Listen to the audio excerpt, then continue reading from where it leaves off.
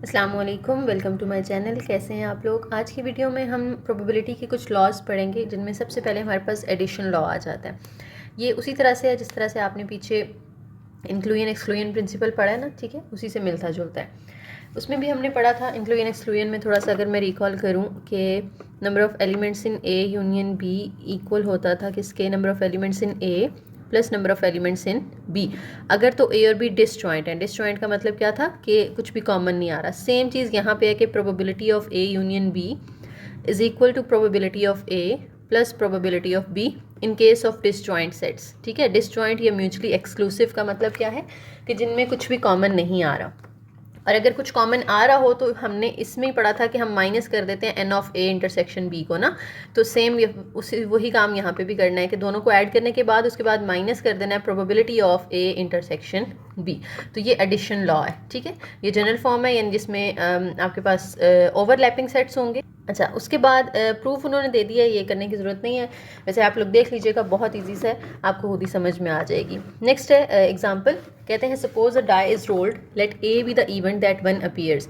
Die को roll किया तो सैम्पल स्पेस में देखें 1 से 6 तक आ जाएंगे ना, यानी एफ एन ऑफ एस हमारे पास क्या आ गया, 6 आ गया। Let A be the event, A एक इवेंट है जिसके अंदर वो कह रहे हैं कि 1 अपीयर करे। ठीक है, तो 1 तो देखें एक ही दफ़ा अपीयर हो रहा है ना, तो ए के अंदर सिर्फ ये एक एलिमेंट आ जाएगा 1, तो एन ऑफ ए क्या हो जाएगा, 1 हो जाएगा। उसके बाद कहते हैं B be the event that some even number appears, यानी बी के अंदर इवन नंबर्स आ जाएंगे 2 4 6, इसी सेट में से हमने उठाने होते हैं। तो एन ऑफ बी हमारे पास यहाँ पे क्या आ गया, 3 आ गया। ठीक है, फाइंड क्या करना है, दैट प्रोबेबिलिटी दैट 1 अपीयर्स और सम इवन नंबर्स अपीयर। और किसे कहते हैं, यूनियन को कहते हैं ना। तो हमने basically probability of A union B find करनी है। तो हमने अभी ऊपर पढ़ा किसकी इक्वल होती है, probability of A plus probability of B. और देखें कि ये डिसजॉइंट है, ए और बी में कुछ भी कॉमन नहीं आ रहा, तो इसलिए माइनस ए इंटरसेक्शन बी वाला काम हमने नहीं करना, सिर्फ दोनों को प्लस कर देना। प्रोबेबिलिटी ऑफ ए किसकी इक्वल होगी, n of A over N of S. इस तरह से प्रोबेबिलिटी ऑफ बी किसकी इक्वल होगी, n of B over N of S. देखिए एन ऑफ ए हमारे पास है 1 और एन ऑफ एस है 6, तो ये आ जाएगा 1/6 प्लस एन ऑफ बी है 3 और एन ऑफ एस अगेन 6 है। अब इनको आपने एलसीएम ले लेना है, तो ये 4/6 आ जाएगा। कटिंग करें तो हमारे पास 2/3 इसका आंसर आ जाएगा। ठीक है, नेक्स्ट एग्जाम्पल है, अ bag contains 6 white balls 5 black balls and 4 red balls. तो टोटल कितनी हो गई, एन ऑफ एस यानी 6 और 5 11 और 4 15। ठीक है, उसके बाद कहते हैं find the probability getting a white और अ ब्लैक बॉल, यानी वाइट और ब्लैक। फॉर एग्जांपल वाइट वाले को मैं ए कह देती हूँ, ब्लैक वाले को बी और रेड वाले को इवेंट सी कह देते हैं। ठीक है, हमने और लेना है, और का मतलब है हमने यूनियन फाइंड करना है। किस किस का, वाइट और ब्लैक। वाइट वाले को हमने ए कहा है और ब्लैक वाले को हमने बी कहा है ना, यानी ए यूनियन बी की प्रोबेबिलिटी हमने फाइंड करनी है। अगेन किसकी इक्वल होगी, P of A plus P of B.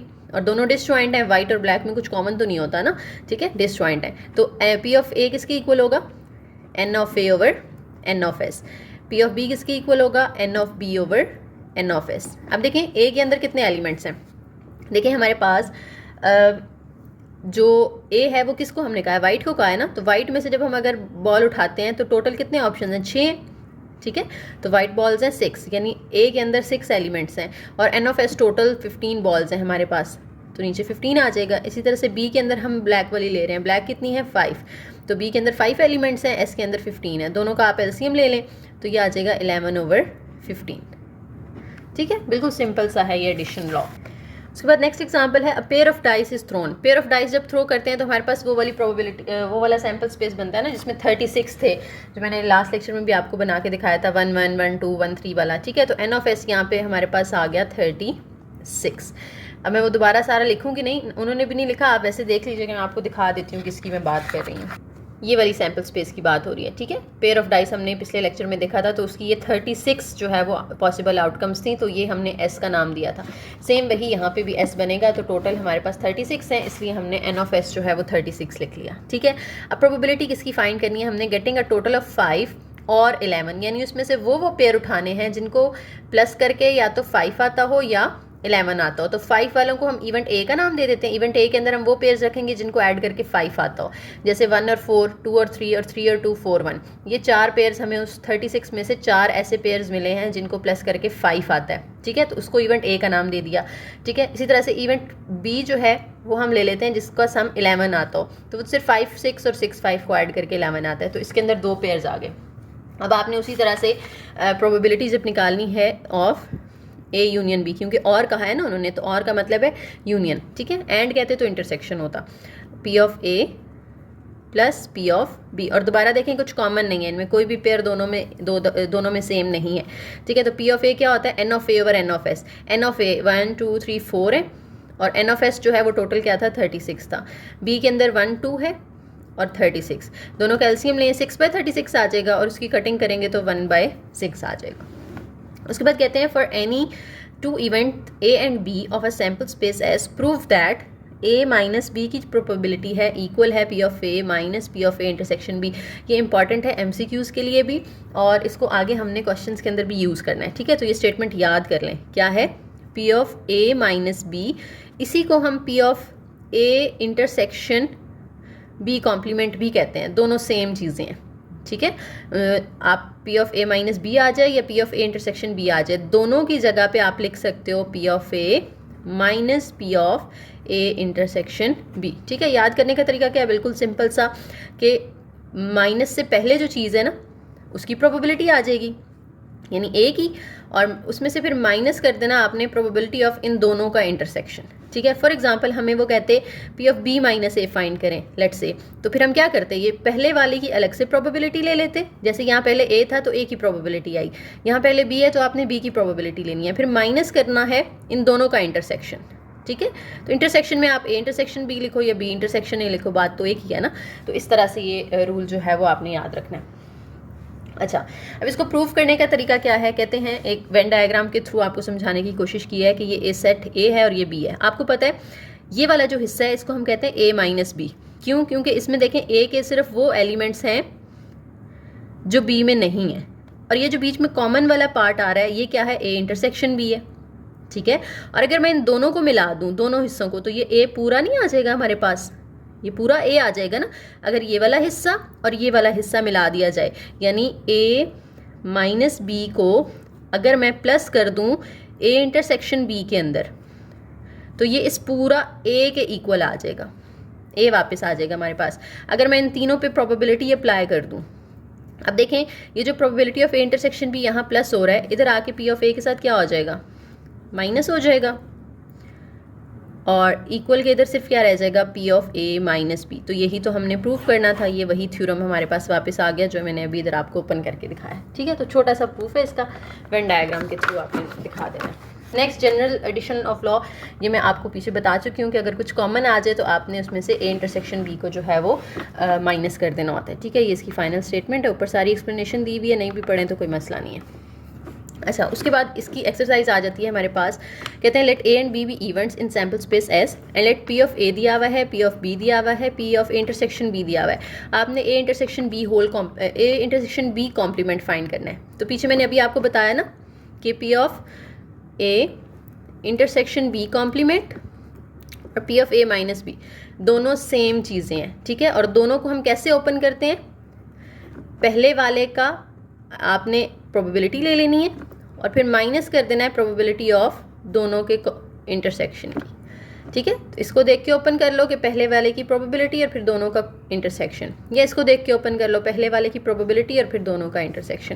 अब देखिए पी ऑफ ए की वैल्यू तो है ना हमारे पास, उन्होंने दी थी 0.65, वो लिखें, minus P of A intersection B की भी उन्होंने वैल्यू हमें दी हुई है 0.15, दोनों को आप माइनस कर दो तो आपके पास आंसर आ जाएगा, ठीक है। दूसरे बी पार्ट में उन्होंने कहा ए यूनियन बी फाइंड करें, ए यूनियन बी की प्रोबेबिलिटी फाइंड करें, ठीक है। तो probability of A union B किसके इक्वल होता है, probability of A plus probability of B minus probability of A intersection B, जो हमने इंक्लूजन एक्सक्लूजन के थ्रू देखा था, ठीक है, एडिशन लॉ। अब पी ऑफ ए की वैल्यू पुट कर दें, प्लस पी ऑफ बी की वैल्यू उन्होंने 0.30 दी हुई है और इंटरसेक्शन बी की 0.15 दी हुई है, इनको प्लस करें, इसमें से माइनस करें तो 0.80 आंसर मिल जाएगा आपको। उसके बाद थर्ड में सी पार्ट में क्या कहते हैं, probability of A complement intersection B complement, ये फाइंड करनी है आपने, ठीक है। अच्छा, डी मॉर्गन्स लॉ आपको याद होंगे, डी मॉर्गन्स लॉ हमने मिड में भी पढ़े थे कि अगर A union B whole complement हो, या दूसरा होता है A intersection B whole complement, तो इसको कैसे ओपन करते हैं, दोनों का कॉम्प्लीमेंट आप अलग अलग कर लेते हो और जो यूनियन होता है उसको इंटरसेक्शन बना देते हो, ठीक है। यहाँ पे भी क्या होगा, दोनों का कॉम्प्लीमेंट अलग अलग करेंगे और जो इंटरसेक्शन है उसको हम यूनियन बना देते हैं। तो देखें ये ओपन फॉर्म जो है ना, दो, इनमें से एक हमें यहाँ पे दी हुई है, हमने उसको क्लोज करना है वापस, ठीक है। ये वाली हमें दी है, हमने इसको क्लोज करके ये वाली लिख लेनी है कि ये जो अलग अलग दिया हुआ है अगर मैं इसको कंबाइन कर दूँ यानी होल कॉम्प्लीमेंट, तो जो इंटरसेक्शन है वो किस में कन्वर्ट हो जाएगा, यूनियन में। प्रोबेबिलिटी वैसे ही रहेगी। और ये जो A union B whole complement है, होल कॉम्प्लीमेंट का मतलब क्या होता है, पीछे हमने लास्ट लेक्चर के अंदर पढ़ा था कि अगर आपने ए कॉम्प्लीमेंट की प्रोबेबिलिटी निकालनी है तो आप 1 में से ए की प्रोबेबिलिटी को माइनस कर देते हो, यानी जिसका कॉम्प्लीमेंट है उसको 1 में से माइनस कर दो। यहाँ पे किसका कॉम्प्लीमेंट है, ए यूनियन बी का होल कॉम्प्लीमेंट है, यानी 1 में से हम ए यूनियन बी की प्रोबेबिलिटी को माइनस कर देंगे, ठीक है। अब 1 as it is, A union B की प्रोबेबिलिटी हमने ऊपर अभी फाइंड की थी, कितनी आई थी, 0.80 आई थी, दोनों को माइनस कर दें तो 0.20 आंसर आ जाएगा। अच्छा सॉरी, आपको लग रहा होगा शायद कि मैं थोड़ा स्पीड में बोल रही हूँ क्योंकि लेक्चर ये काफ़ी लंबा है और आप लोग पहले कहते हैं इस पर आप बड़े लंबे लेक्चर बना रही हैं, तो मैं क्या करूँ, अगर मैं सारी एग्जांपल सॉल्व करती हूँ ना तो लेक्चर लाजमी लंबा होता है। डिस्क्रीट के लेक्चर्स ऐसे ही हैं, काफ़ी लंबे हैं। कैलकुलस के मैंने पहले बनाए हैं तो वो इतने लंबे नहीं हैं, उनमें इतना कॉन्टेक्ट नहीं है, लेकिन यहाँ पे बहुत सारी एग्जांपल्स होती हैं, बड़ा लंबा लंबा इनके अंदर लिखा हुआ है, तो मुझे सब एक्सप्लेन करना पड़ता है। मैं नहीं करूँगी तो फिर ज़ाहिर आपको समझ नहीं आएगी, और अगर समझाना है तो फिर लेक्चर जो है वो लंबा हो जाता है। तो आप डेली बेसिस पे एक एक लेक्चर सुने, टाइम है अभी फाइनल के अंदर, ठीक है, इसलिए कहते हैं ना थोड़ा टाइमली आपको जो है वो स्टडी अपनी स्टार्ट कर देनी चाहिए। रोज़ का एक लेक्चर भी सुनेंगे तो इंशाल्लाह आपका ईजिली कवर हो जाता है सिलेबस, ठीक है। अच्छा जी, एग्जाम्पल है हमारे पास, let A B C and D be events which form a partition of a sample space. Partition पीछे हमने पढ़ा था ना कि हम क्या करते हैं, एक सेट को उसके सबसेट्स में डिवाइड कर देते हैं, ठीक है। और हमने ये भी पढ़ा था कि जब हम पार्टीशंस बनाते हैं तो जो सबसेट्स हों उनमें कुछ कॉमन ना हो, यानी वो डिसजॉइंट सेट्स होने चाहिए। समझ आ रही है बात की, ये पिछली बातें हम रिवाइज कर रहे हैं। अच्छा, अब वो कहते हैं कि पी ऑफ ए और पी ऑफ ए बी की प्रोबेबिलिटी सेम है, पी ऑफ सी की प्रोबेबिलिटी है equal to 2 P of A and P of D की प्रोबेबिलिटी है 2 P of C. Determine each of the following probabilities. अब ये नीचे 3 पार्ट्स हैं, आपने उनको सॉल्व करना है, ठीक है। तो ये मैं आपको शीट पे करवाती हूँ, पहले हम वैल्यूज़ नोट कर लेते हैं। अच्छा जी, ये डाटा हमने लिख लिया है। अब देखें, एक चीज़ याद रखें, उन्होंने हमें कहा है कि एस की हमने आगे क्या बनाई हुई है, पार्टीशंस बनाई हुई हैं, ठीक है। तो हमने 2 बातें याद रखनी है जो हमने पार्टीशंस में पढ़ी थी। एक हमने पढ़ा था कि जितनी भी पार्टीशंस होती हैं ये क्या होती हैं, डिसजॉइंट होती हैं, यानी इनमें कुछ भी कॉमन नहीं होता, यानी इनका इंटरसेक्शन एम्प्टी सेट आएगा। दूसरी बात जो हमने पार्टीशंस में पढ़ी थी कि अगर हम सारी पार्टीशंस का यूनियन ले लें या उनकी प्रोबेबिलिटीज़ को हम प्लस कर दें तो एस की प्रोबेबिलिटी आ जाएगी, ठीक है। या हमने सारी पार्टीशंस का अगर यूनियन ले लेना है तो वो एस ही आपके पास वापस आ जाता है। तो यूनियन को हम प्रोबेबिलिटी में कैसे कर रहे हैं, प्लस के साथ जो है वो रिप्रेजेंट कर रहे हैं। तो आपने क्या करना है कि अगर आपने प्रोबेबिलिटी ऑफ एस निकालनी है तो वो कैसे निकलेगी, probability of A plus probability of B plus probability of C plus probability of D, क्योंकि पार्टीशन की प्रॉपर्टीज़ में से एक है कि सारे सबसेट्स को अगर आप ऐड करोगे तो वो ओरिजिनल जो एस है ना जिसकी पार्टीशंस बनाई हैं वो आपके पास आ जाता है। अब देखें, पी ऑफ ए तो एज इट इज़, और एस की प्रोबेबिलिटी हमेशा कितनी होती है, 1 होती है, ये भी मैंने आप लोगों को बताया हुआ है, ठीक है। कि एस की अगर आपने प्रोबेबिलिटी, क्योंकि सैम्पल स्पेस में टोटल पॉसिबल आउटकम्स होती है ना, तो उसकी प्रोबेबिलिटी हमेशा 1 होती है। ये MCQ भी आ सकता है, याद रखना है आपने, P of S is always equal to 1। अच्छा, पी ऑफ बी किसके इक्वल है, देखें उन्होंने ऊपर हमें बताया कि पी ऑफ बी और पी ऑफ ए दोनों इक्वल हैं, तो मैं पी ऑफ बी की जगह भी पी ऑफ ए लिख सकती हूँ। और पी ऑफ सी किसके इक्वल है, पी ऑफ सी की वैल्यू है 2 पी ऑफ ए, तो इसकी जगह मैं लिख रही हूँ 2 पी ऑफ ए। और पी ऑफ डी किसके इक्वल है, P of D is equal to 2 P of C, 2 P of C. अब दोबारा शुरू वाले हम वैसे ही लिख लेते हैं फिलहाल, ठीक है, ये 2 एज इट इज़। और पी ऑफ सी की जगह दोबारा मैं पी ऑफ सी की वैल्यू पुट करूंगी जो कि है 2 P of A, 2 P of A, ठीक है। अब देखें, ये एक पी ऑफ ए है, ये एक पी ऑफ ए है, ये 2 है और ये 2 2s are 4 है, तो 4 + 2 6 + 1 7 7 + 1 8 पी ऑफ ए हो जाएगा, ठीक है, और इधर क्या है 1 है। अब हमें तो सिर्फ पी ऑफ ए की वैल्यू चाहिए ना, तो जो 8 इधर मल्टीप्लाई हो रहा है वो जाके 1 के साथ डिवाइड हो जाएगा। तो देखें हमने पी ऑफ ए की वैल्यू फाइंड कर ली। ठीक है, बी पार्ट में कहते हैं probability of A union B निकालना है आपने, probability of A union B. तो एडिशन लॉ के according probability of A union B is equal to probability of A plus probability of B, minus probability of A intersection B नहीं करेंगे क्योंकि ये disjoint हैं सारे। ठीक है, पी ऑफ ए की वैल्यू हमने ऊपर निकाली है 1/8, और पी ऑफ बी जो है हमने ऊपर लिखा ना कि पी ऑफ बी और पी ऑफ ए जो है वो इक्वल हैं, तो मैं पी ऑफ बी की जगह दोबारा पी ऑफ ए लिख सकती हूँ। ठीक है, तो 1/8 प्लस अगेन पी ऑफ ए की वैल्यू 1/8, एलसीएम लें इनको 2/8 हो जाएगा, तो आंसर 1/4 आ जाएगा। ठीक है, बी पार्ट भी आपने सॉल्व कर लिया। सी पार्ट में कहते हैं कि A union C union D, इसकी प्रोबेबिलिटी निकालनी है। ठीक है, अब देखें इसमें क्या होगा, probability of A plus probability of C plus probability of D. ठीक है, तीनों की अलग अलग प्रोबेबिलिटी आ जाएगी, और इंटरसेक्शन नहीं आएगा क्योंकि हमारे पास ये डिसजॉइंट हैं सारे। तो पी ऑफ ए की तो वैल्यू है हमारे पास, पी ऑफ सी की नहीं है। तो पी ऑफ सी की वैसे हमें पता है कि वैल्यू किसके इक्वल है, 2 पी ऑफ ए ना, तो हम यहाँ पे इसको पहले 2 पी ऑफ ए लिख लेते हैं। और पी ऑफ डी हमें पता है किसके इक्वल है, 2 पी ऑफ सी। तो P of A plus 2 P of A plus 2 as it is, अंदर पी ऑफ सी की जगह दोबारा उसकी value 2 P of A put कर दें। ठीक है, तो अब ये 1 P of A plus 2 P of A plus ये 2 2 ज़ार 4 पी ऑफ ए हो जाएगा, तो 4 और प्लस 2 6 और 1 7 पी ऑफ ए। अब पी ऑफ ए की वैल्यू पुट करें जो हमने ऊपर फर्स्ट पार्ट में फाइंड की थी, क्या आई थी, 1/8 आई थी।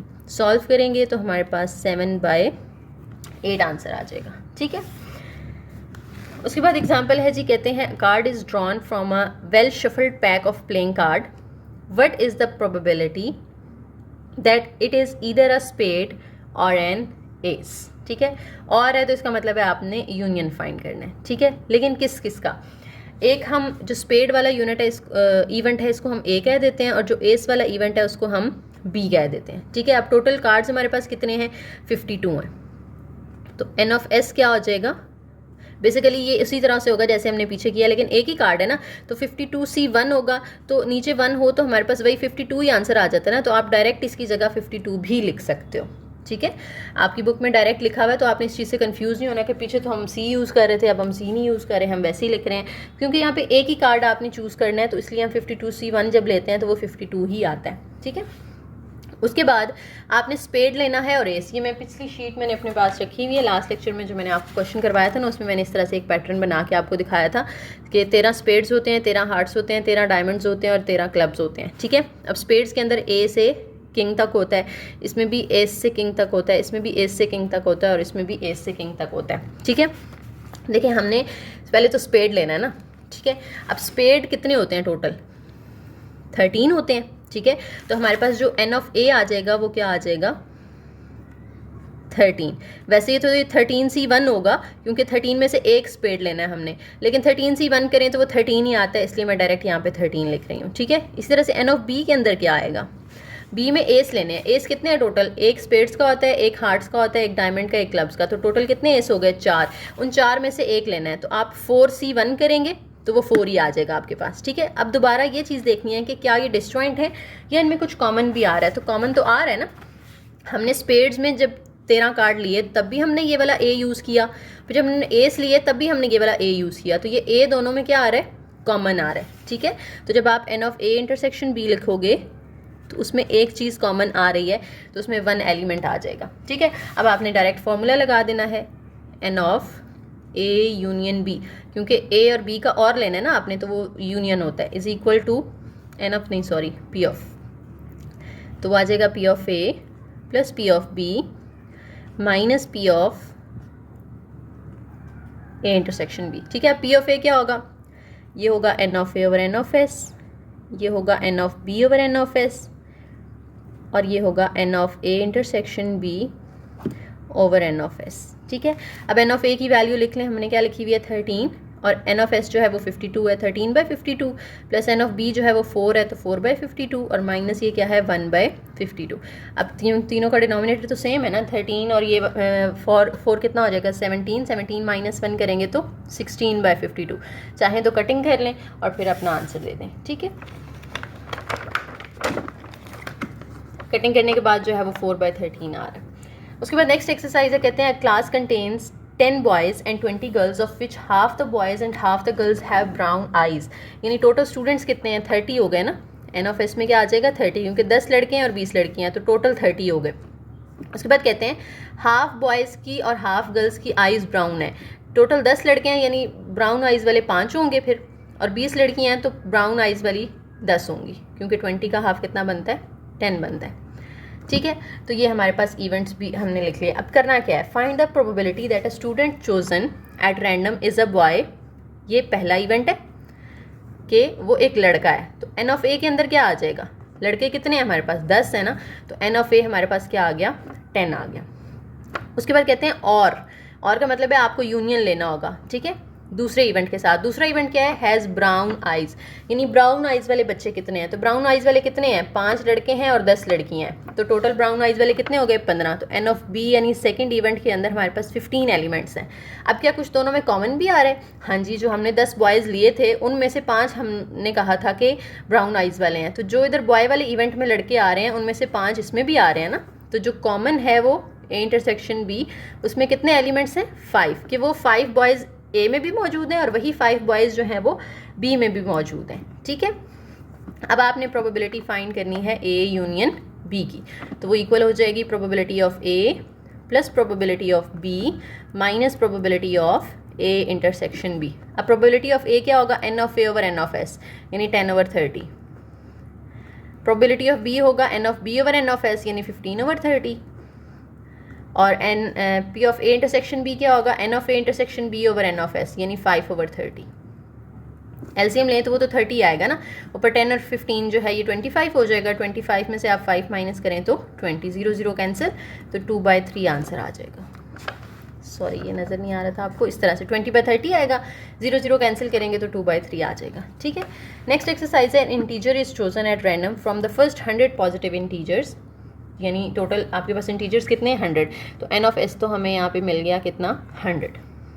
What is the probability that integer chosen is divisible by 6 और डिविजिबल बाय 8।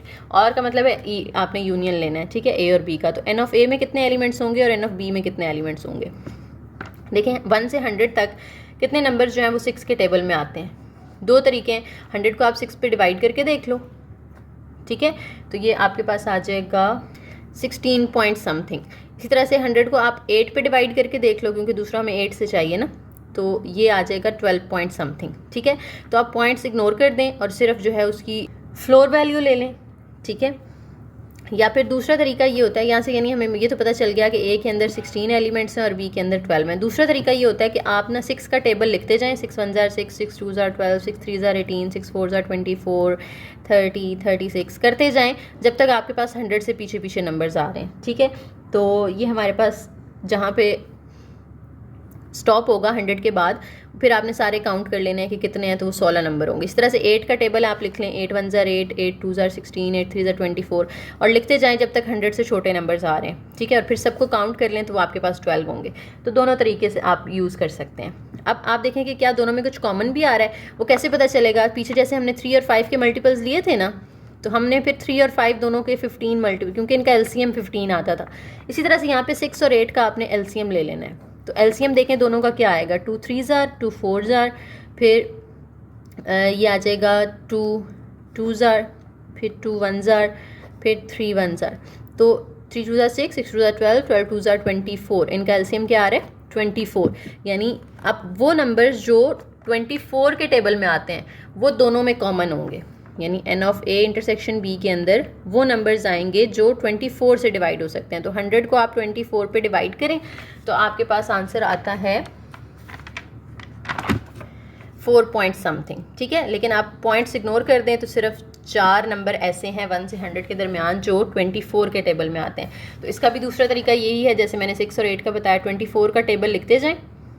ठीक है, और जब तक 100 से कम नंबर आ रहे हैं तब तक आप लिखते जाएं, तो वो सिर्फ आपके पास 4 ही आएंगे, वो आपने 4 यहाँ पे लिख लिया। ठीक है, अब आगे आप लोग मेरा ख्याल है खुद कर लेंगे। क्या करना है आपने, जैसे ऊपर हमने फॉर्मूला लगाया ना P of A union B, ये इसी तरह से फॉर्मूला लिखना है, P of A plus P of B minus P of A intersection B.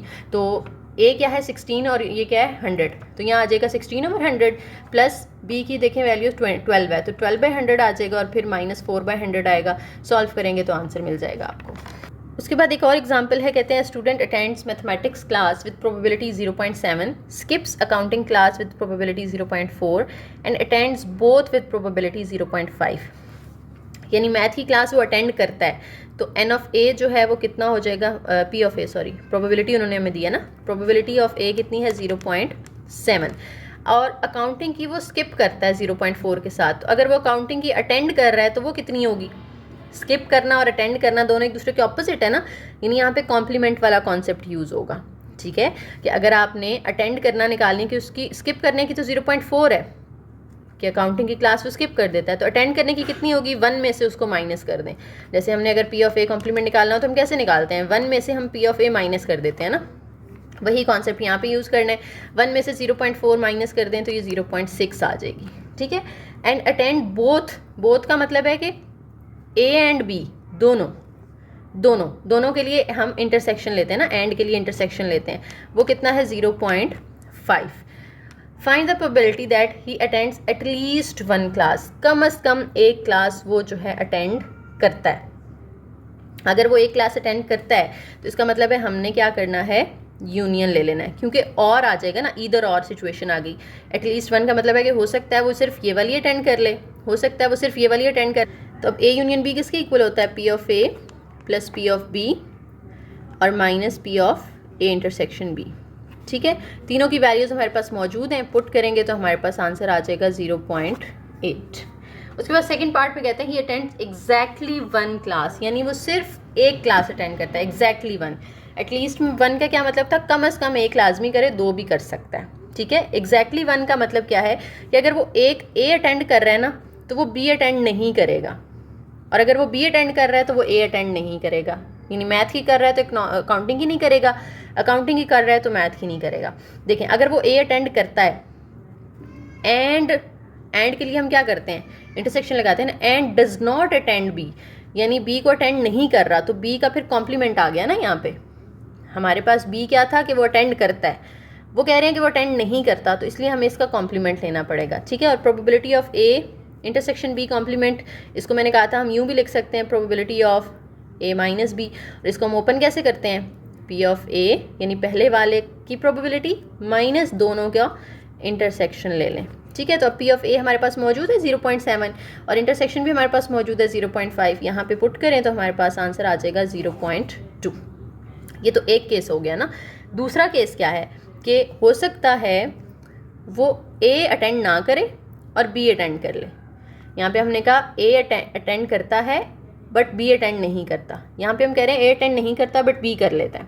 Exactly 1 का ये मतलब है ना। अब इसको अगर आप ओपन करेंगे तो इसमें जो है इंटरसेक्शन किसके ऊपर आ रहा है, सॉरी कॉम्प्लीमेंट किसके ऊपर आ रहा है, कॉम्प्लीमेंट ए के ऊपर आ रहा है ना। तो जो कॉम्प्लीमेंट के बगैर होता है उसकी हम पहले प्रोबेबिलिटी लेते हैं, तो यहाँ पे प्रोबेबिलिटी किसकी आ जाएगी, बी की। ये इसको आप माइनस वाले में भी कन्वर्ट करके लिख सकते हो, आप इसको बी माइनस ए लिख सकते हो, क्योंकि ओवर के नीचे वो वाला आता है जिसका कॉम्प्लीमेंट हो। यहाँ पे भी देखें ओवर के नीचे हमने वो लिखना है जिसका कॉम्प्लीमेंट है। फिर हम इसको ओपन कैसे करेंगे, पहले वाले की प्रोबेबिलिटी माइनस दोनों का इंटरसेक्शन। ये दोनों वैल्यूज़ भी आपके पास मौजूद हैं 0.6 और 0.5। माइनस करेंगे तो कितना आ जाएगा 0.1। लेकिन यहाँ पे छोड़ नहीं देना आपने। आप देखें वो या तो ये काम करेगा या वो ये काम करेगा, दोनों में इधर और सिचुएशन आ गई ना कि या तो वो ए अटेंड करेगा और बी नहीं करेगा, या वो अगर ए नहीं कर रहा तो बी करेगा। तो इन दोनों को एंड पे हमने प्लस करना है, तो हमारे पास रिक्वायर्ड प्रोबेबिलिटी आएगी। दोनों पे सम रूल लगा देना, 0.2 प्लस 0.1 तो वो आ जाएगा 0.3। ये रिक्वायर्ड प्रोबेबिलिटी आपके पास इस बी पार्ट की। अच्छा, एक थ्योरम है हमारे पास, प्रोबेबिलिटी ऑफ सब इवेंट्स। सब इवेंट्स किसे कहते हैं, सबसेट किसे कहते हैं, मैंने आई थिंक पहले भी एक्सप्लेन किया हुआ है कि अगर हमारे पास फॉर एग्जांपल एक सेट है 1 2 और एक दूसरा सेट है 1 2 3 4, तो देखें ए के सारे एलिमेंट बी के अंदर मौजूद हैं, तो हम कहते हैं ए इज सबसेट ऑफ बी, यानी ए पूरा का पूरा इसके अंदर लाई कर रहा है। अगर तो ए बी का सबसेट है तो अगर हम ए की प्रोबेबिलिटी लेंगे ना तो वो वैल्यू हमेशा छोटी होगी या इक्वल होगी बी की प्रोबेबिलिटी से। ठीक है, क्योंकि सेट ए छोटा है तो उसकी प्रोबेबिलिटी भी छोटी होगी, और सेट बी बड़ा है तो उसकी प्रोबेबिलिटी भी बड़ी होगी। लेकिन अगर बी सबसेट होगा ए का तो इसका मतलब है अब बी छोटा है तो बी की प्रोबेबिलिटी भी स्मॉलर होगी देन प्रोबेबिलिटी ऑफ ए। तो ये बस छोटा सा कॉन्सेप्ट है, प्रूफ इसका देख लें, ज़रूरी नहीं है इतना, बस आपने इसकी स्टेटमेंट याद रखनी है। ठीक है, एग्जाम्पल्स हम कर लेते हैं।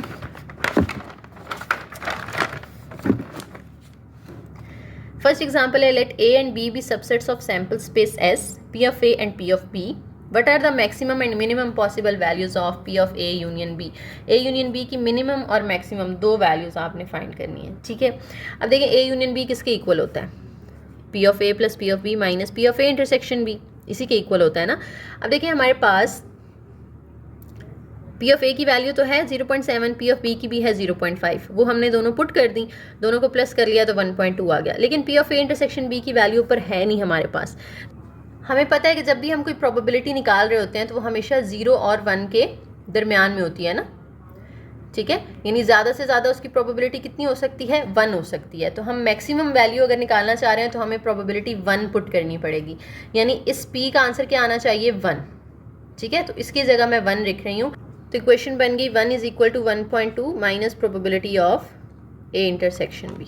ठीक है, अब देखिए इंटरसेक्शन बी यहाँ माइनस हो रहा है, इधर आके क्या हो जाएगा, प्लस हो जाएगा P of A intersection B, और उधर 1.2 के साथ ये 1 जाके क्या हो जाएगा माइनस, दोनों को माइनस करेंगे तो 0.2 आ जाएगा। तो यहाँ से हमें पता चलता है कि जो ए इंटरसेक्शन बी है उसकी प्रोबेबिलिटी कितनी आ गई, 0.2, यानी ए इंटरसेक्शन बी की वैल्यू 0.2 होनी चाहिए, तब जाके हमारे पास ये यूनियन वाली मैक्सिमम वैल्यू देगी। हमने यूनियन वाली बतानी थी ना कि वो मैक्सिमम कब देती है, तो मैक्सिमम तब देगी अगर इंटरसेक्शन की वैल्यू 0.2 आ जाए। ठीक है, तो मैक्सिमम वाला तो हमारा काम हो गया। अब मिनिमम के लिए क्या करना है आपने, आप देखें कि अगर आप दो सेट्स का इंटरसेक्शन लेते हैं तो उसमें से सिर्फ कॉमन वाले एलिमेंट्स आंसर में आते हैं ना, और वो हमेशा छोटा होता है इंटरसेक्शन ओरिजिनल जो दोनों सेट होते हैं। ठीक है, ए और बी दोनों से। तो यहाँ पे भी उन्होंने कह दिया कि A intersection B is always subset of B, यानी अगर हम इसकी प्रोबेबिलिटी लें तो हमेशा छोटी होगी बी की प्रोबेबिलिटी से या उसके इक्वल हो सकती है। ठीक है, अब बी की प्रोबेबिलिटी कितनी है, वो हमारे पास है 0.5। ठीक है, तो हम इसलिए ये जो P of A intersection B है ना उसकी भी प्रोबेबिलिटी अब कितनी ले रहे हैं, आगे 0.5 ले रहे हैं। ठीक है, तो जब आपने दोबारा से इसको करना है मिनिमम वैल्यू के लिए ए यूनियन बी को, तो आप लिखेंगे P of A plus P of B minus P of A intersection B. ठीक है, इन दोनों की वैल्यूज पुट करें, पी ऑफ ए और पी ऑफ बी की, उनको ऐड करके क्या आ रहा है, 1.2 आ रहा है, minus P of A intersection B. ठीक है, अब ये नहीं करना कि मैक्सिमम के लिए यहाँ 1 रख दिया था तो मिनिमम के लिए यहाँ 0 रख दो। 0 रखेंगे तो इसका मतलब है कि यहाँ पे जो probability of A intersection B है वो 1.2 होनी चाहिए ताकि आंसर 0 आए।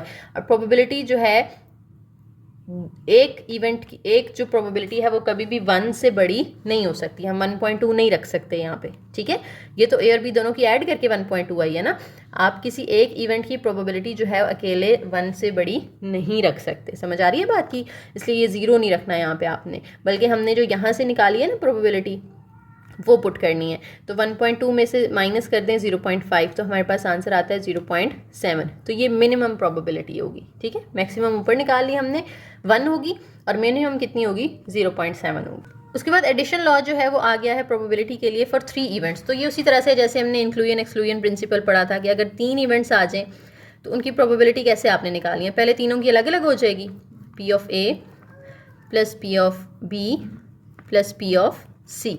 ठीक है, फिर माइनस 2 का इंटरसेक्शन कर लेना है, probability of A intersection B minus probability of A intersection C minus probability of B intersection C, और फिर प्लस करना है 3 का करके इंटरसेक्शन। तो A intersection B intersection C, वही तीनों सेट पूरे आ गए। तो ये हमारा इस तरह से ओपन हो जाता है। और वो भी आपको याद होगा, मैंने कहा था सिंगल वाली पॉजिटिव होती हैं, डबल वाली नेगेटिव होती हैं, ट्रिपल वाली फिर पॉजिटिव हो जाती है। ठीक है, तो वही सेम चीज़ है, इसमें कुछ नया नहीं है, लास्ट जो आपने लेक्चर में पढ़ा था ना उसी से मिलता जुलता है।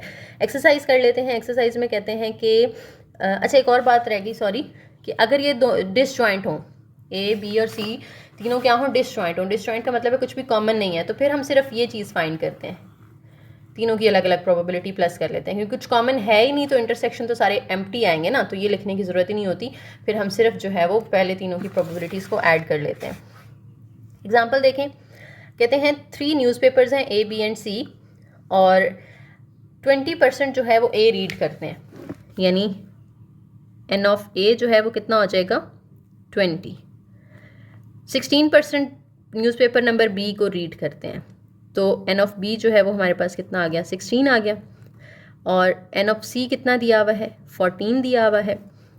8% read both a and b, both a and b यानी a इंटरसेक्शन b, तो n of a intersection b हमें कितना दिया हुआ है 8 दिया हुआ है। और 5% read both a and c, यानी n of a intersection c हमें कितना दिया हुआ है 5 दिया हुआ है। 4% read both b and c, यानी b और c का इंटरसेक्शन आ जाएगा, तो n of b and c वो कितना है 4 है। 2% रीज ऑल 3, तीनों, यानी तीनों का आपने जो है वो a b और c तीनों का इंटरसेक्शन लें तो उसमें कितने नंबर ऑफ एलिमेंट्स होंगे 2%।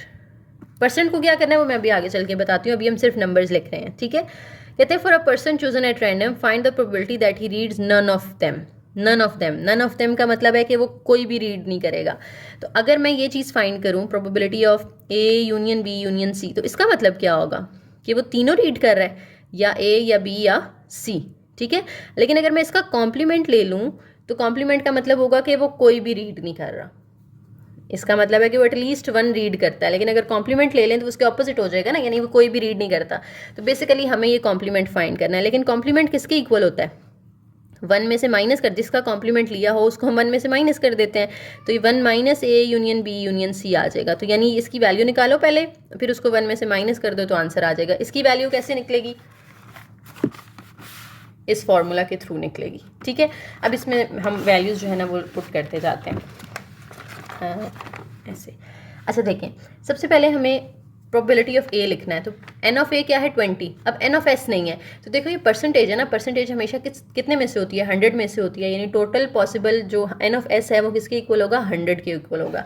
तो पी ऑफ ए वो किसके इक्वल हो जाएगा N of A over N of S, यानी 20/100, ठीक है 20/100 plus P of B, B की वैल्यू 16 थी 16/100 प्लस सी कितना है 14 है, तो 14/100 minus P of A intersection B, तो A intersection B 8, A intersection C जो है वो 5 है, तो 8/100 माइनस 5/100 और बी इंटरसेक्शन सी कितना है 4 है और ये 2 है, तो 4/100 और प्लस 2/100।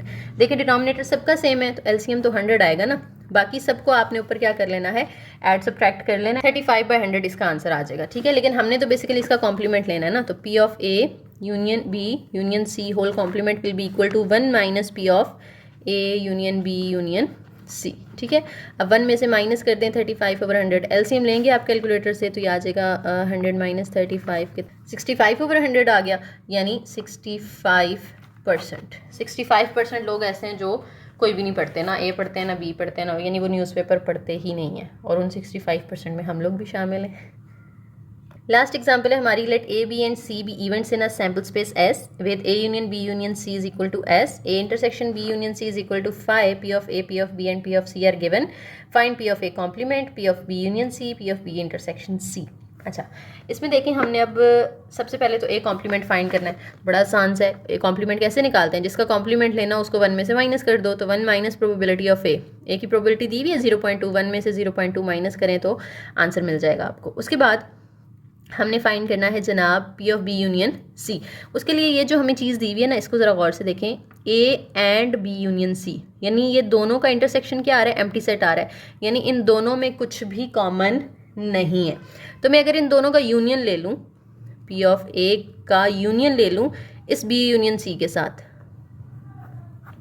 तो यूनियन में क्या होता है हमने इसको एक ट्रीट करना है और इसको दूसरा, ये 3 नहीं है, ब्रैकेट लगी हुई है, इसका मतलब है उन्होंने इसको एक सेट के तौर पे यहाँ पे रिप्रेजेंट किया है।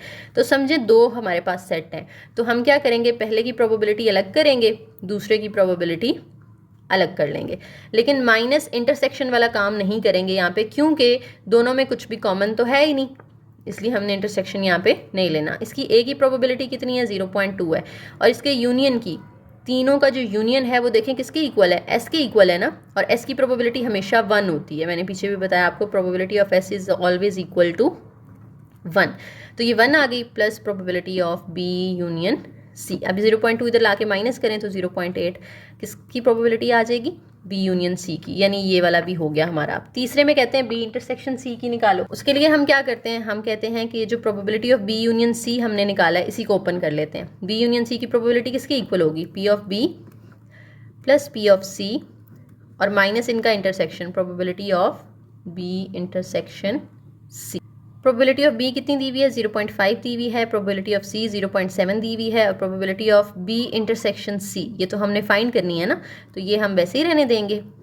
और ये probability of B union C अभी हमने ऊपर फाइंड की थी 0.8, ये हो जाएगा 1.2। 1.2 को इधर लाके आप माइनस कर दें, वहाँ पे minus probability of B intersection C रह जाएगा। ये माइनस करेंगे तो हमारे पास आंसर आ जाएगा -0.4 और इधर minus probability of B intersection C है। माइनस माइनस दोनों साइड से कैंसिल कर दें, या फिर ये भी हो सकता था कि माइनस वाला पहले आप इधर ले आते, 0.8 को उधर ले जाते, ठीक है, तो 0.4 आंसर आ जाएगा। ठीक है जी, तो ये हमारा फाइनल आंसर आ गया और ये लास्ट एग्जांपल थी। उम्मीद है आप लोगों को लेक्चर समझ में आ गया होगा। फिर अगर कोई कन्फ्यूजन है तो आप लोग कमेंट सेक्शन में पूछ सकते हैं, इंशाल्लाह मैं आंसर करूँगी।